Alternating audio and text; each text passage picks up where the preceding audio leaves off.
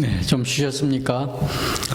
두 번째 시간 하기 전에 이 우바니사드 제3기 철학 시대를 마쳤어야 되는데 설명이 미진해서 조금 더 보완을 하고 넘어가겠습니다. 아까 말씀드린 대로 브라흐마나 시대는 제사가 중심이었고 그런 제사를 주관하는 브라만들에 의해서 소위 인간 사회가 지배되고 조종되는 그런 시대였습니다.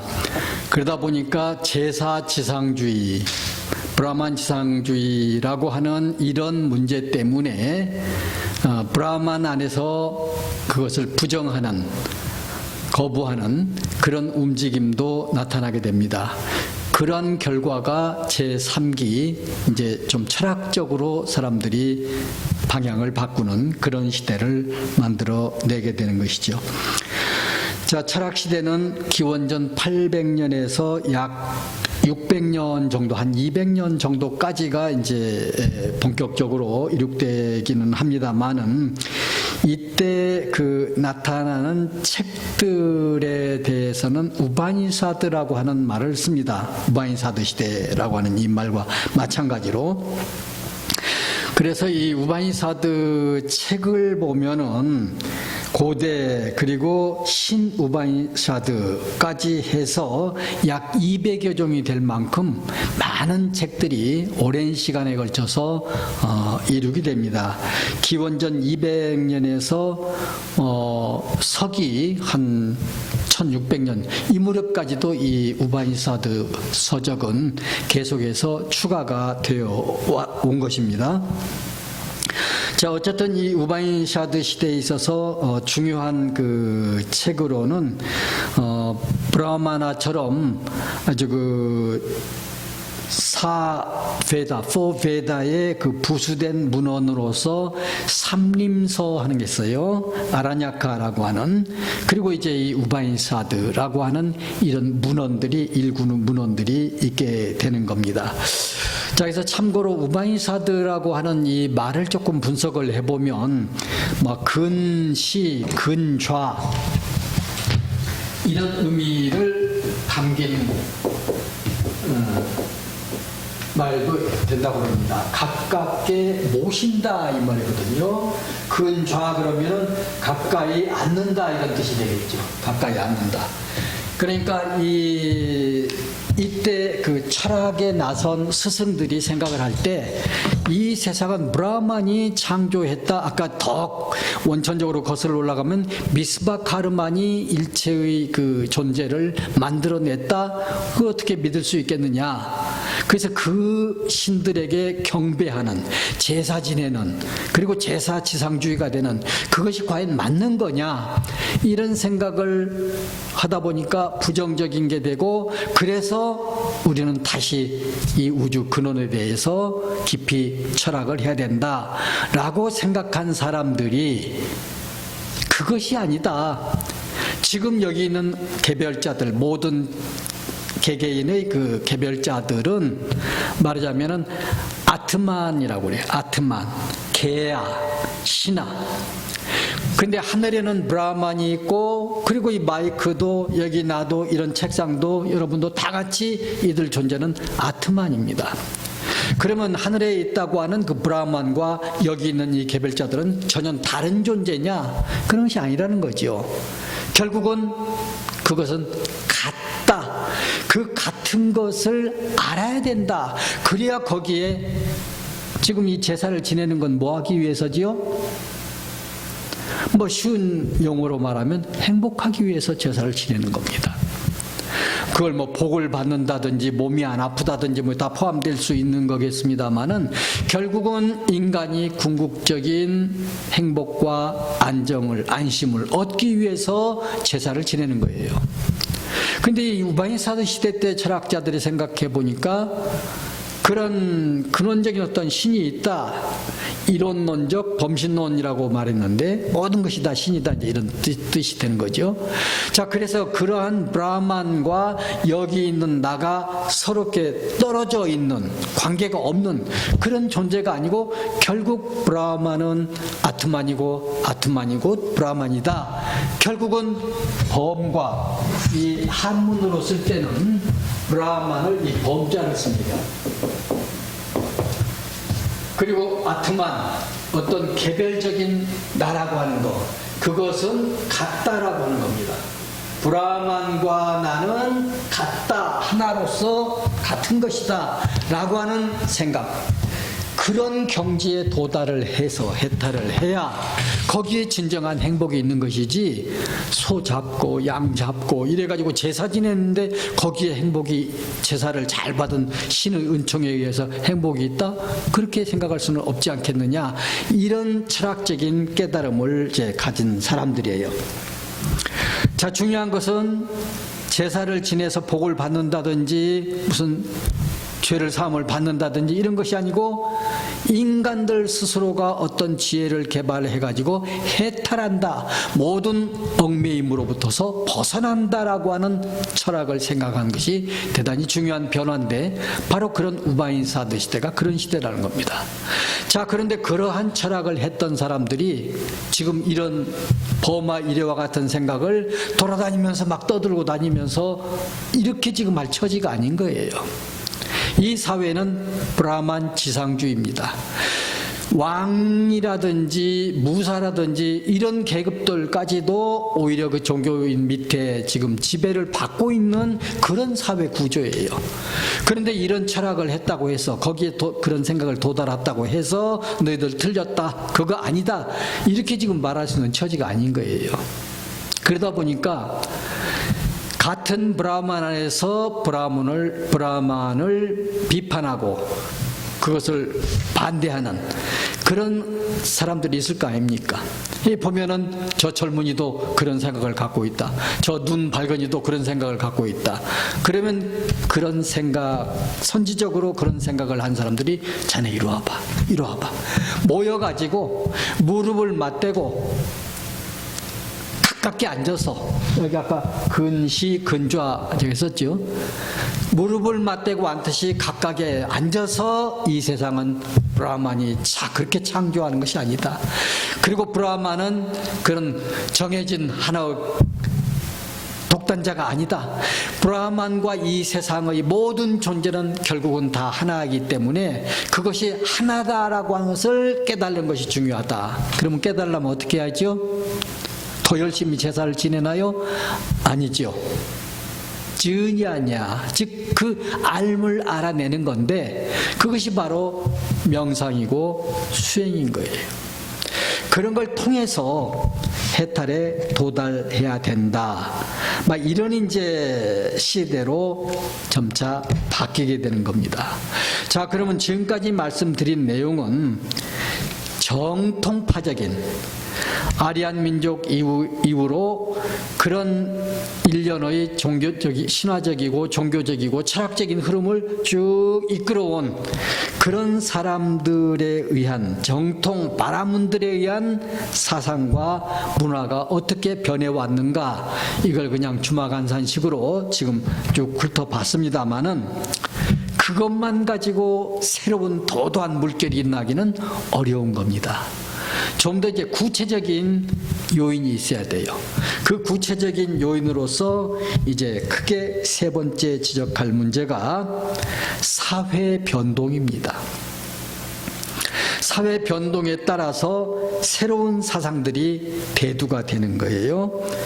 그래서 이제 우리는 지금 정신적인 문제, 더 근원적으로 말하면 인다스 문명과 아리안 문명이라고 하는 큰 두 가지 구분과, 그리고 그 밑에 정통 바라문들이 차례차례 베다, 그 다음에 브라만, 우바니사드 이렇게 내려오는 이제 정신적인 혹은 신앙적인 그런 흐름에 의해서 이제 좀 더 구체적으로는 바로 인간이 몸담고 구체적으로 살아가는 이 사회가 움직이기 시작했다, 변화하기 시작했다.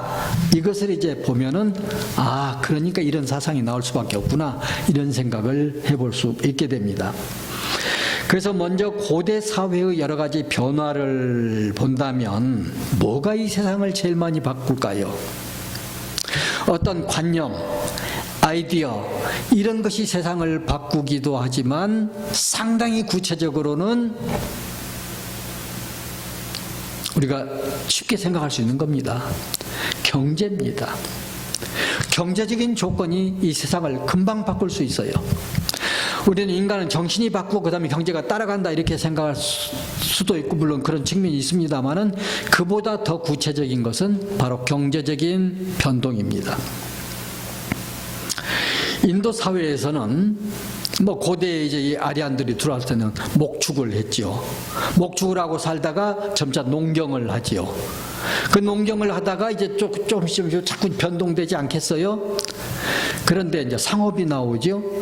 근데 그런 것이 진행되는 가운데서도 기원전 8세기경부터 인도 사회에서는 철이 생산되기 시작합니다. 그러니까 철을 발견해 가지고 그것이 생산되면 그걸 가지고 뭘 만들 수 있나요? 제일 먼저 아마 농기구를 만들 수 있을 겁니다.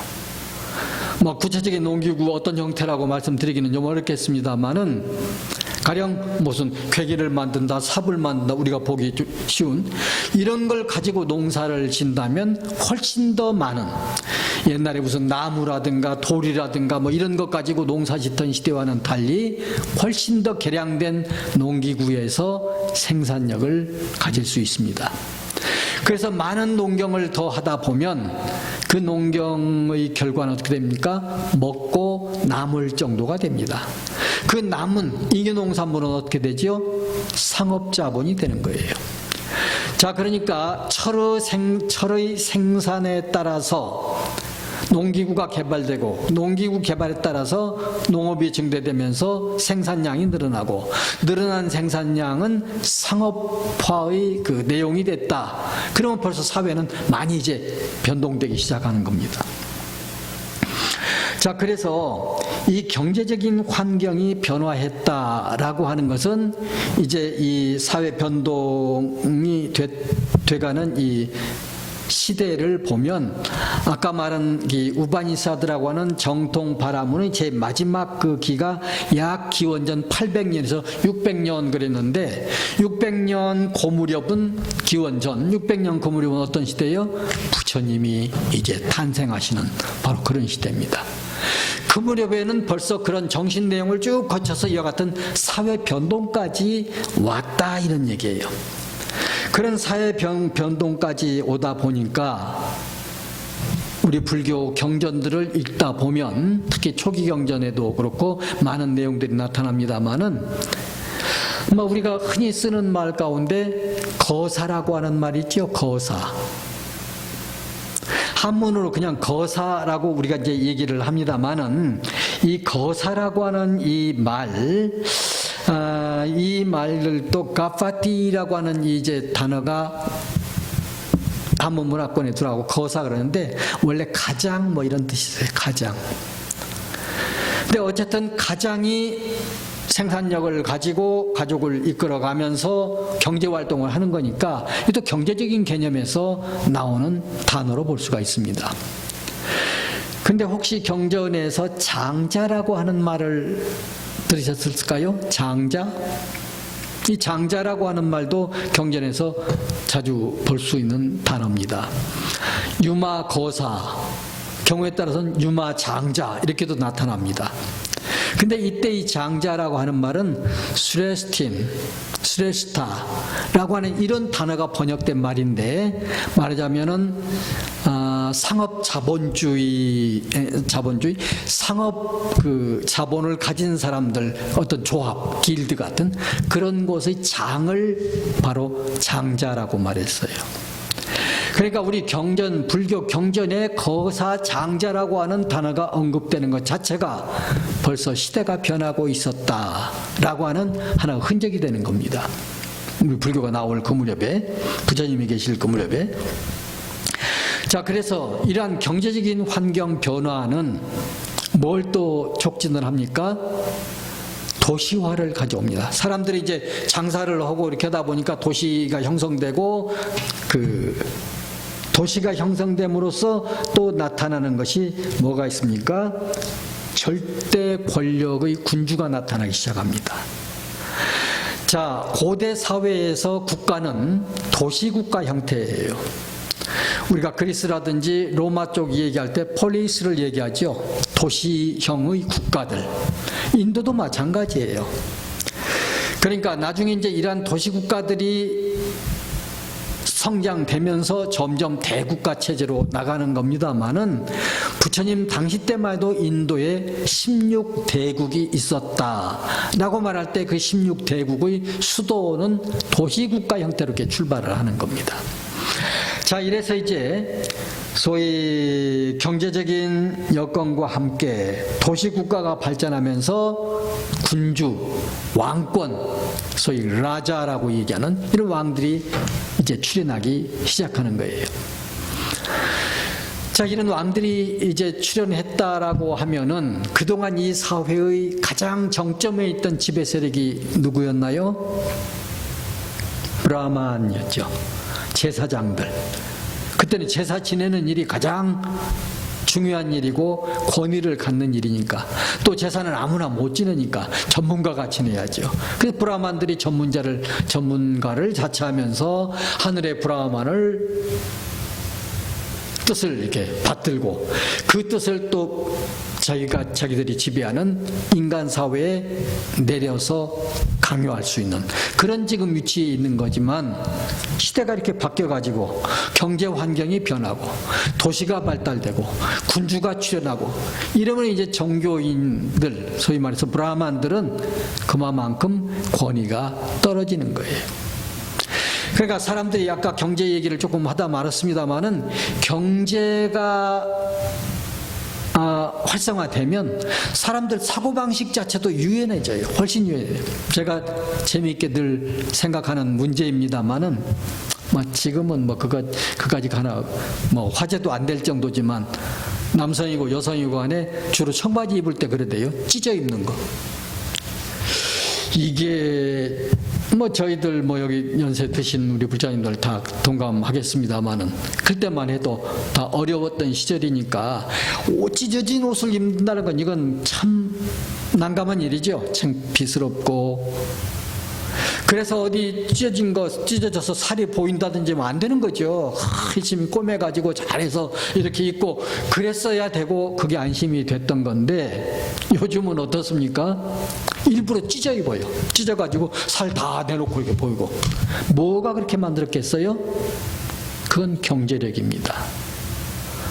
요즘 돈 여유가 있던, 경제가 어렵던 상관없이 찢어 입을 젊은이들은 다 찢어 입겠지만, 그렇게 하게 된 근거를 가만히 생각해 보면 자유로운 거예요, 생각이. 이제 옷감 이런 거 그렇게 귀하고 비싸고 이런 거 아니에요. 그런데 늘 이렇게 딱 갖춰서 입는 것보단 딱 찢어가지고 자유롭게 해방시켜주는. 그러니까 이 경제가 변화시킬 수 있는 여러 가지가 있지만, 인간의 사유를 활달하게 더 자유롭게 확장시켜준다. 이것에 우리가 동의하지 않을 수 없을 것 같습니다. 더군다나 도시국가들이 형성이 되고 상업이 왕성하게 이제 일어나고, 이런 사회에서라면 그 경제력은 더 큰 힘을 갖게 될 겁니다. 자, 그러다 보니까 이제 마지막 한 가지 더 얘기해야 될 것은, 지금까지 종교인들 꼴이 뭐가 될까요? 즉 브라만들이. 말하자면 사회가 이렇게 변하다 보니까 종교의식에 따른 변화가 나타나기 시작합니다. 종교의식에 따른. 그래서 소나 양을 잡아가지고 그 제사를 지내던 이런 것들이 고대 사회는 어떤 공동체적인 사회지만 이제는 사유재산이 이렇게 인정되고 그걸 이제 증대시켜가는 그런 이제 시대가 이제 도래했다고요, 왔다고요. 그런데 그 소 한 마리를 잡고 양 한 마리를 그렇게 쭉 잡는다는 게 쉽지가 않아요. 그러다 보니까 뭐 그걸 멈추게 됐다 이런 측면도 있겠습니다만은 이제 그런 형태는 점차 힘을 못 얻게 되는 겁니다. 종교 의식도 많이 이제 달라질 수 있겠지요.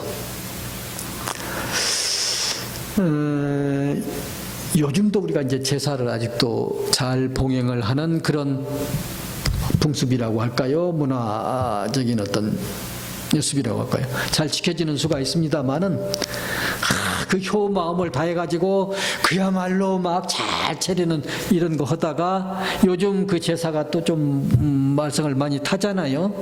문화가 바뀌니까, 문명이 바뀌었으니까, 사람들 사고방식이 달라졌으니까.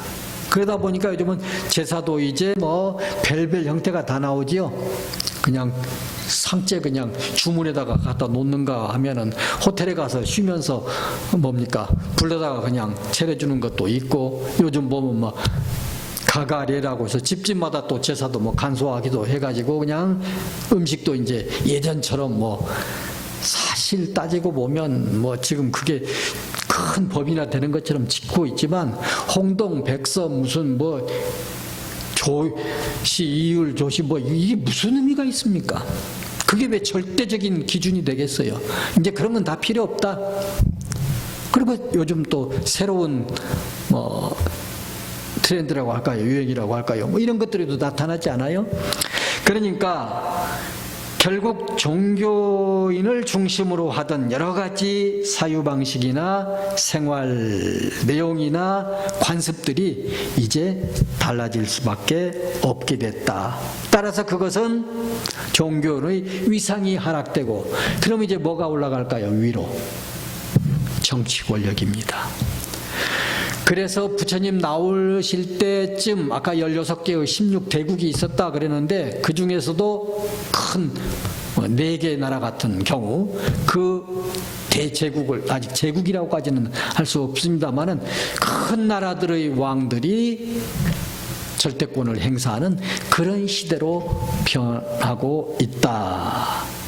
자, 종교의식도 이제 간소화되고 더군다나 그 권위도 이제 없어지고 세상은 이렇게 변하고, 그런데도 여전히 그 옛날 관습에 따라서 살려고 하고 있을 때 그것이 이 시대를 반영하지도 못할 뿐만 아니라 그것이 과연 진리의 길인가, 여기에 대한 의문이 제기될 수밖에 없지요. 미리 말하면 그런 것도 있지만 그 구체적인 모습들이 이제 나타나기 시작합니다. 그것이 바로 들어보셨나요? 사문하는 일입니다. 사문.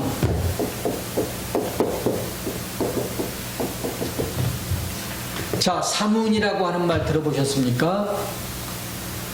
이 말을 우리가 쓸 때는 스님 정도의 의미로 쓸 수 있는 단어입니다. 가령 우리 한국에서 나온 책들 가운데 이렇게 보면 원효 스님이 뭐 저수를 했다 할 때 원효 사문 이렇게 쓰기도 해요. 그런 경우들도 있어요. 그래서 이 사문은 스님이란 말로 이렇게 쓴 것처럼 생겼습니다만은 본래 이 단어가 갖는 의미는 슈라마나 원어적인 의미에서는 슈람이라고 하는 것은, 자, 슈람, 이건 고행을 뜻하는 말이에요. 고행. 슈라마나 그러면은 고행주의자 이런 뜻도 됩니다. 그러니까 사문이 우리가 스님이라고 쓰고 불교가 들어오면서 이 슈라마나에서 온 이 말을 그냥 한국적으로는 스님이라는 뜻 정도로 받아들여서 우리가 쓰고 있습니다만은 본래 원어가 갖는 의미는 바로 고행하는 사람들 이런 말인데, 다시 말하면 종래의 종교인들이 브라만들이었다면 이 브라만과는 구분되는 그런 종교인들입니다. 가령 브라ಹ్మణ들은 뭐 여러 가지 이제 자기들 관습이 있지 않겠어요? 그 위치도 있고 다 다르겠습니다만은 크게 네 가지 생활 단계가 있어요. 자, 이렇게 살고 이렇게 살고 이렇게. 근데 그것도 우리가 이렇게 보면은요, 고대에 있었던 것이긴 하지만 참 괜찮은 측면도 있다 이렇게 볼 수 있는 게 있습니다. 네 가지 생활 단계는 제일 첫 번째가 범행기 이런 말. 아까 범자는 깨끗할 범자, 하늘 범자 이 말입니다. 그래서 이 범행기 이렇게 쓰면은 범행을 한다라고 하는 거니까 훌륭한 지식, 아까 베다와 같은 그런 훌륭한 지식들을 배우고 공부하는 그런 시기를 범행기 그래요. 제일 첫 번째. 그 다음에 두 번째쯤 되면, 그러니까 범행기 이 세상에 태어나가지고 일찍이 뭘부터 해요? 공부하는 거예요. 학습기. 뭘 공부해요? 브라만에 대해서 공부하고 베다에 대해서 공부하고 우주적인 지식을 공부하는 그런 지식을 닦는 건데 딱히 몇 살에서 몇 살까지 이렇게 정해져 있지는 않아요. 사람 수명이 뭐 다를 수도 있고 그러니까. 그래서 범행기 그러면 뭐 하여튼 공부할 수 있을 그 시간쯤 되면 스승을 따라서 저런 범행, 깨끗한 어떤 실천, 깨끗한 행위 뭐 이런 말이 되겠네요. 그러니까 베다를 공부한다든지 그런 것을 스승을 따라서 익힌다든지 그런 행실을 뭐 이런 것들이 범행기죠.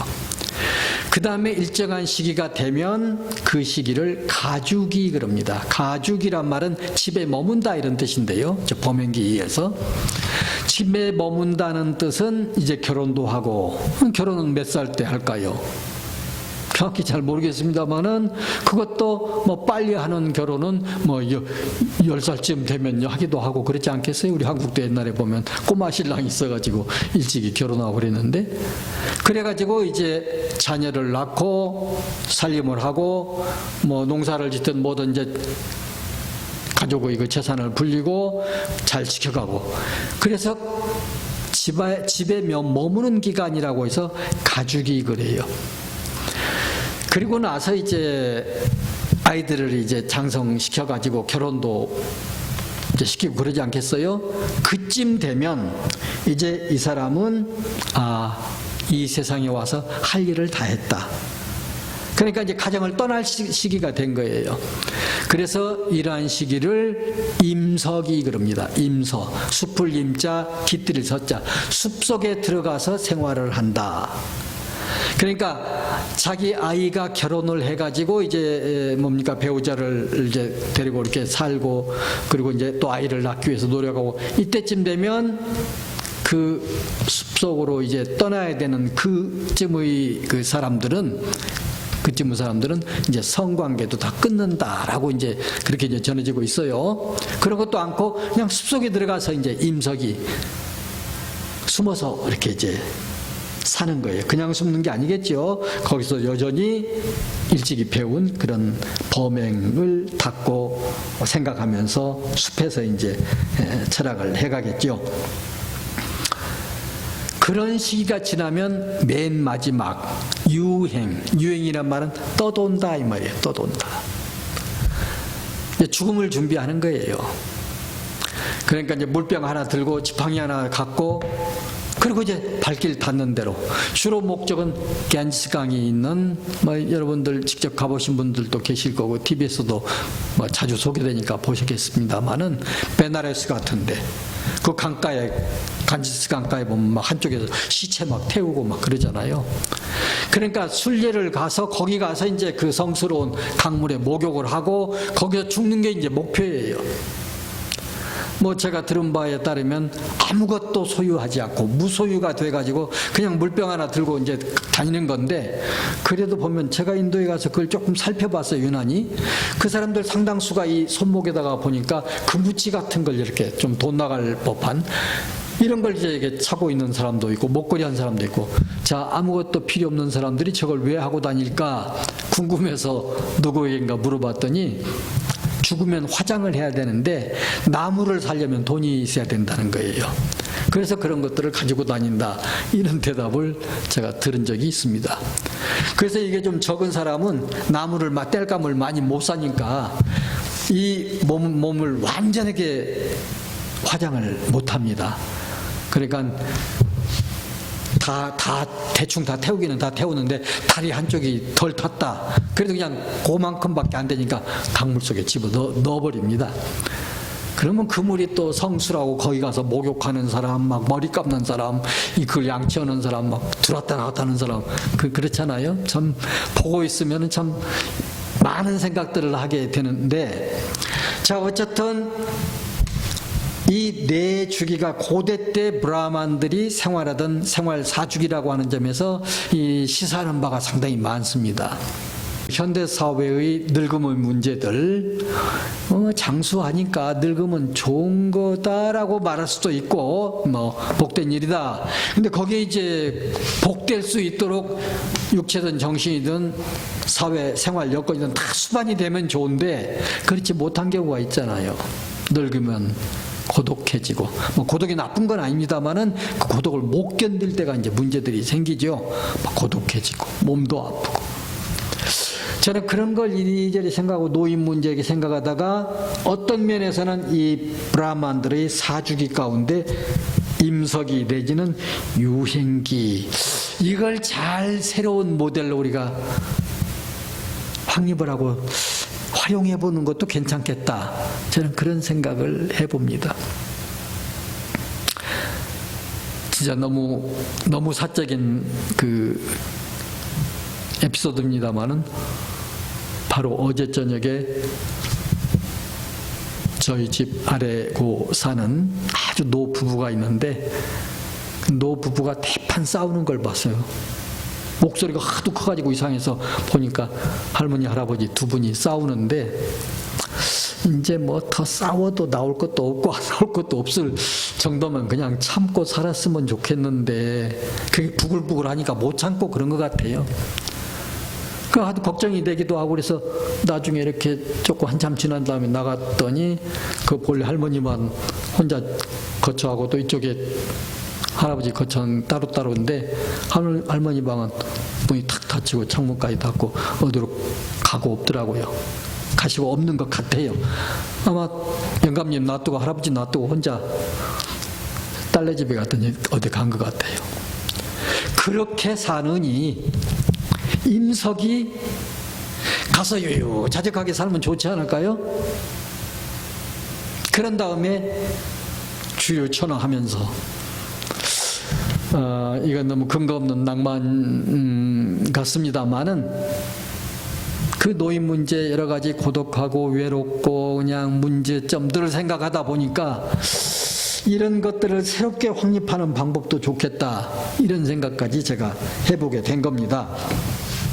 자, 너무 길었습니다만은 이게 바라문들 생활인데 이 사문이라고 하는 사람들은 우리는 이제 그런데 합류하지 않는다, 그런 스타일로 도를 구하지 않는다 라고 나오는 사람들입니다.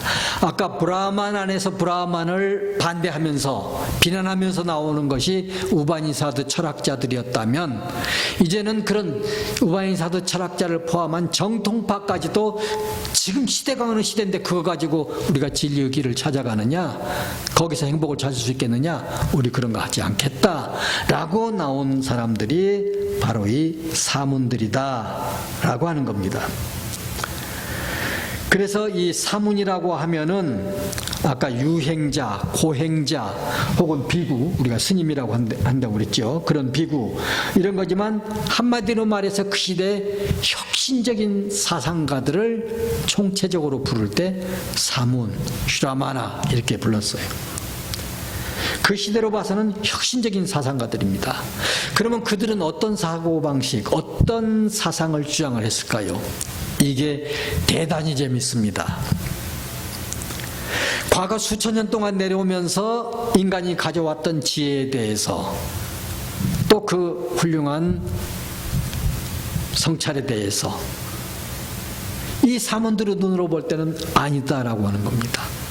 그래서 사문들은 각기 이제 자기 또 사상을 가지고 이 새로운 진리의 길을 개척을 했을 텐데 어쨌든 이들은 정통 바라문 사상에 대해서 도전을 하는 일반 사상가들이라는 점에서 참 관심이 큰데, 그 일반 사상가들의 사상 내용을 다 자세히 알 수가 없습니다.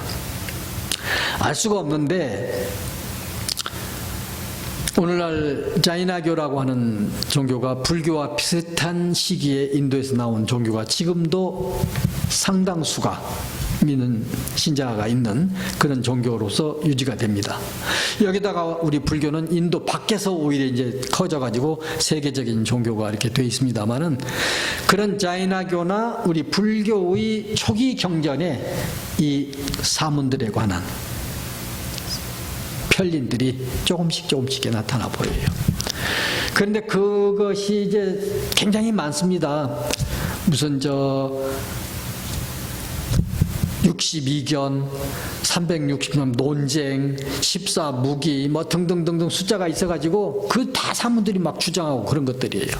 근데 우리가 그렇게 이제 숫자도 보고 그러지만 구체적으로 뭐였을까? 체계적으로 완전하게 정리해서 소개해 주는 것은 없어요. 단 불교 경전을 통해서 우리가 더듬어 볼 수 있는 것 가운데 좀 유명한 것이 육사외도라고 하는 사람들의 사고방식입니다. 자, 육사 그러면은 이들이 다 사문은 사문인데 그들이 6명이 있어요. 그런 사람들 6명이. 그러니까 사문, 스승사자를 제가 이렇게 약자로 썼습니다만은 6명의 그런 사문들, 훌륭한 사람들인데 불교 경전에 표현할 때는 외도라고 표현을 하고 있습니다. 자, 외도 좋은 말은 아니죠. 글자대로 보더라도 바깥길입니다. 우리가 제가 가는 안길, 바른 길 이름해 놓고 이걸 벗어난 저 길 갈 때 그걸 외도라고 얘기하잖아요. 그런데 불교에서 볼 때 이 6사람들 사문이 이 스승사자가 붙어있는 거 보면 대단한 사람들이에요, 그 당시는.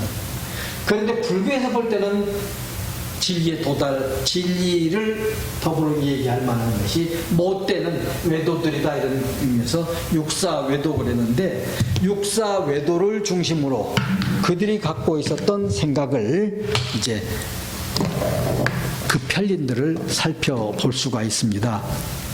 편린들을 살펴볼 수가 있는데, 자, 그것을 자세하게 말할 겨를이 없습니다만은 참 불교 나오기 전에 이 정도 생각들은 다 했다, 우리가 이렇게 본다면 불교는 이러한 과거의 오래된 종교 철학적인 사고와 그리고 불교 나올 무렵의 그러한 과거의 브라ಹ്먼들의 도전하는 새로운 사상가들로서의 사문들 생각까지도 판단해 본 다음에 그것은 아니다, 이러한 새로운 길이 열리지 않으면 인간의 본질적인 행복은 찾을 수가 없겠다. 완전한 삶은 바로 이런 새 길에서 나타난다. 이래서 이제 부처님께서 이제 새로운 법을 펴시고 그 가르침을 이끌어 가신 거예요. 자, 그래서 이제 육사외도라고 불리우는 대표적인 사문들을 우리가 이제 조금 생각해 봐야 되겠는데, 이것도 뭐 자세하게 말씀 안 드리고 아주 간단하게 말씀드리겠어요. 그 이름들은 경전에 다 소개가 되고 조금씩 이렇게 사고방식이 이제 엿보이는 측면이 있습니다만은, 가령 아지타 케사캄발리라는 사람이 있어요. 이름들이 이제 다 좀 생소하고 처음 듣는 이름들일 수도 있겠습니다만은, 육사외도라고 불리우는 그런 사문들 가운데 첫 번째 설명될 수 있는 사람이 아지타 케사캄발린. 자, 이 사람은 뭘 주장했는데 이렇게 첫손에 꼽힐 수 있겠는가?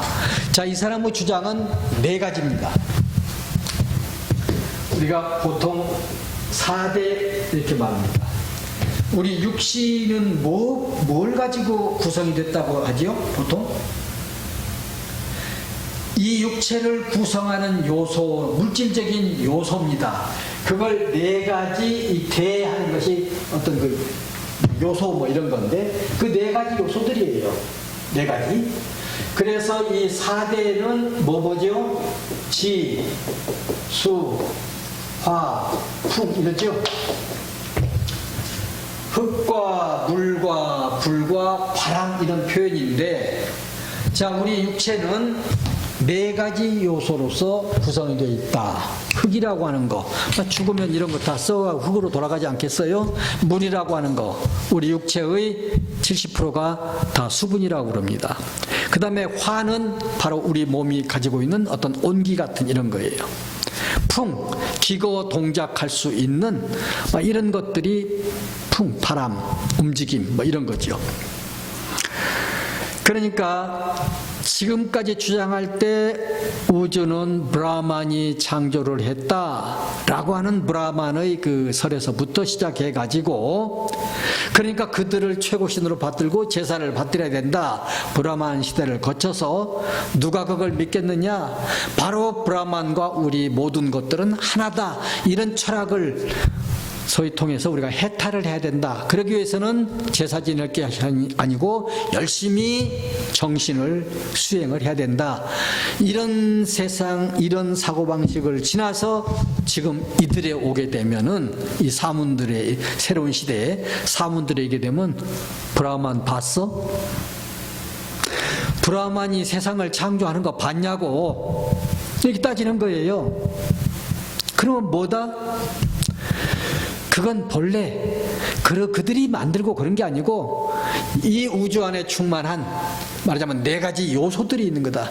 네 가지 요소가 몇 대 몇의 비율로 이렇게 조합되느냐에 따라서 사람도 되고 산도 되고 강도 되고 뭐 등등 이런 걸 얘기하는 거예요. 그러니까 브라만을 무엇이 어떻다, 무슨 저기 아트만이 어떻다, 이걸 인정할 수 없다는 겁니다. 그러면 내가 인정할 수 있는 건 뭐다? 아지타 케사 캄발린의 얘기는 오직 네 가지 물질적인 요소는 내가 인정할 수 있다. 자, 그러면 이런 주장을 막 큰 소리로 이렇게 했을 때 쟤는 철학하는 목적이 뭐야? 종교 철학을 하는 목적이 뭐야? 이렇게 말할 때 그 뭐는 뭐야? 죽으면 어떻게? 죽으면 끝나는 거지. 그럼 뭐 때문에 이런 걸 한 거야? 즐기자는 거지, 살았을 때. 그러니까 결국은 쾌락적 유물론자입니다. 내가 이 세상에 인정할 수 있는 것은 신도 아니고 사후도 아니고 지금 우리가 이렇게 몸뚱이 가지고 있고 그 몸뚱이 요소가 이런 거니까 이 몸 가지고 있을 때 맛있는 것 많이 먹고 즐기고 그러고 살다가 죽으면 뭐 그걸로 끝이지. 어떻게 히트 칠 만한 철학 아니에요? 요즘 상당수 젊은 사람이라고 꼭 한정지어서 말씀드릴 필요는 없겠습니다만 이런 사고방식들이에요. 관계가 되는지 안 되는지 모르겠지만 TV 틀어보면 맨날 먹는 거 얘기, 뭐 입는 거 얘기, 뭐 하여튼 뭐 좀 그렇잖아요. 자본주의라고 하는, 상업주의라고 하는 거. 인간이 그것이 할 일 다 한 것처럼 상당수는 그런 경우들에 참 많이 휩쓸려 있어요. 그래서 나중에 불교가 이들을 모아서 외도라고 하는 말을 붙이는 건데, 이 아지타케사 캄발린 같은 경우 로카야타라고 불렀어요. 순세파 이러는데 세상의 흐름에 따라가는 녀석들 뭐 이런 정도 의미예요. 세상에 이렇게 순응해가는 그런 정도 생각을 가지고 나타난 외도들, 불교가 볼 때는 그렇게 보인다 이런 의미겠죠. 자, 지금 이런 식으로 이 6명을 다 제가 분석을 하자면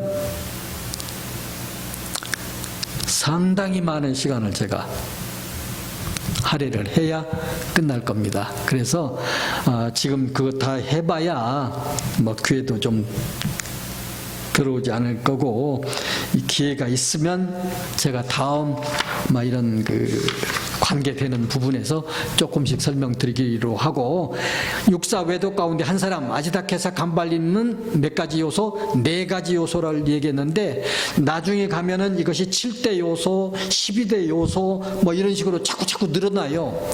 그 요소설은 오늘날의 오늘날의 원소설하고 같아요.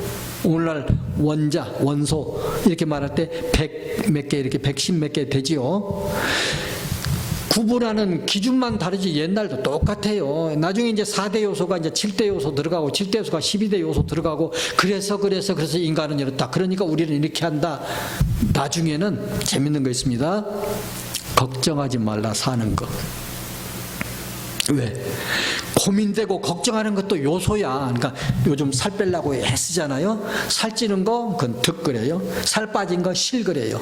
살찌는 것도 요소고 살 빠지는 것도 요소고 공부 잘하는 것도 요소고 공부 못하는 것도 요소고. 근데 뭘 걱정해? 요소인데 그냥 찌면 찐 대로 갖고 살아. 그럼 행복해. 얼마나 재밌는 철학들입니까? 이런 철학들이 막 나오는 거예요.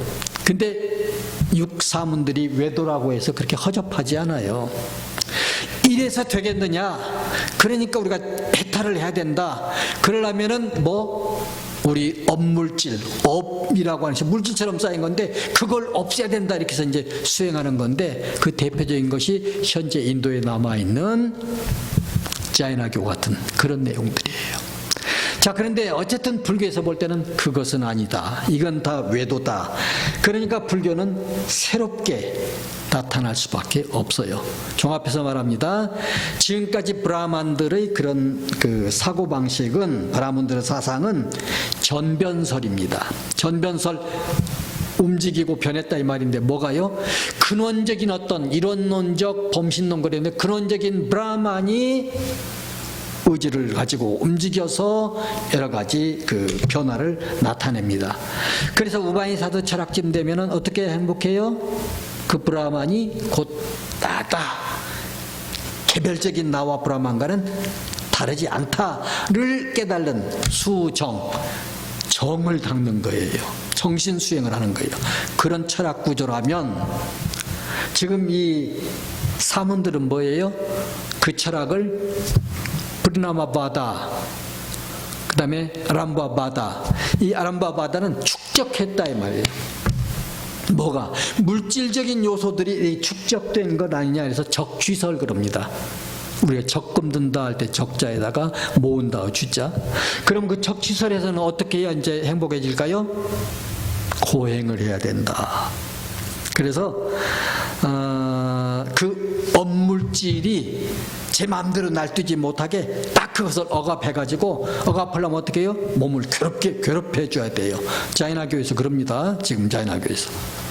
그러니까 업물질을 누르기 위해서 그 괴롭히려면 햇볕을 보고 그냥 하루 내 서 있어야 되고, 가만히 서 있으면 너무 행복해서 저기 편해서 안 돼요. 다리 한쪽 들고 서 있어야 돼요. 그것도 행복하면 팔까지 들고 서 있어야 돼요. 가령 그런 거, 몸으로 가시를 막 찍어가지고 피를 내서 제 위를 뒹구는 거, 별 고행이 다 나옵니다. 부처님이 이제 보실 때 그게 진리행에 합당하냐? 합당한 철학이냐? 그건 아니잖아요. 이것 가지고 그냥 갈 수는 없지 않겠느냐? 이래서 새로운 가르침을 내놓을 수밖에 없고, 그래서 불교는 나올 수밖에 없었다. 오늘 짧은 시간에 너무 많은 얘기를 막 압축해서 해서 이해가 어떠실지 모르겠습니다만은 불교가 어느 날 갑자기 그냥 나온 게 아니에요. 이런 오랜 역사와 문화 속에서 나오지 않으면 안 되는 시기에, 적정한 때에 인류를 구할 수 있는, 인류가 새로운 비전을 가지고 나갈 수 있는 그런 지혜기를 부처님이 열으신 것이 오늘의 불교다. 이 말씀으로 오늘 9월 두 번째 강의는 마치도록 하겠습니다. 감사합니다.